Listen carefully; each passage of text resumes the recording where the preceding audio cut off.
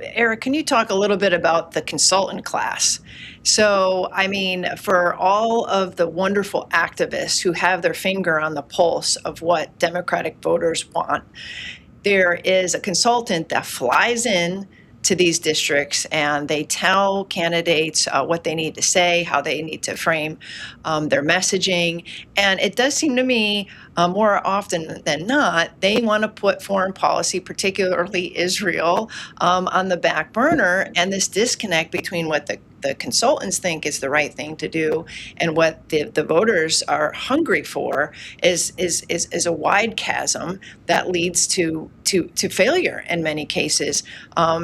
Do you see that changing at all? Because this autopsy seemed to be a sort of sop to that consulting class who this was exactly what they wanted to hear. Go back to these basics, to act as though, oh, we forgot in the middle class and the left behind in the heartland, which that too is obvious, but there is this sort of like really the big elephant in the room that they conveniently bypassed. Yeah, I mean, that's the easiest path for them is to kind of, focus on the economic populism of the moment and say, Right. we agree with this, let's take it back to the economic populist message, and to try to accuse the human rights or, the community that's focused on the U.S. role in supporting Israel and Gaza and to say, it's you guys that are talking about strange things. We're the ones who want to talk about bread and butter issues.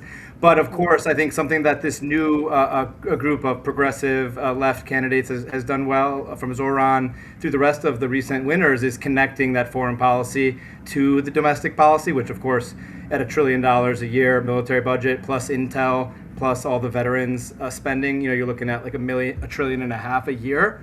Shouldn't be that hard to make that connection. But I think the broader issue is there's kind of a debate in the Democratic Party and a split and I think it's actually not just limited to the Democratic Party because, people who were Israel hawks like Lindsey Graham are now signaling that they understand that Israel on its current trajectory can't really survive because of a bunch of the different issues, the demographic issues and economic issues, and then geopolitical and strategic issues. And so, there is a push in the Democratic Party to get more aggressive, but for purposes of helping to save Israel from itself. And I think that's going to be a split that we're going to see more and more, where I think a lot of progressives and populists are going to say, I just don't want to be involved with Israel. That's not related to my constituents. It's not related to our national interest. And then there's going to be others who say, no, we need to guide Israel, and to kind of protect it and move it, use aggressive criticism and restrictions to guide it towards this two-state. And then, intertwined with that is the fact that that is what allows the Democratic Party to keep some percentage of Jewish donors and voters.